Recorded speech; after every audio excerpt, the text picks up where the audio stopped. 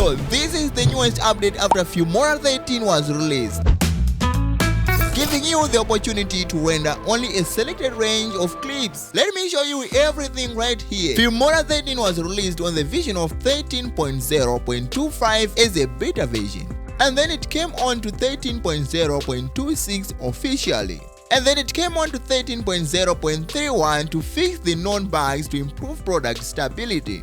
And on 13.0.51, it had to fix the OpenCL related issues to enhance product stability.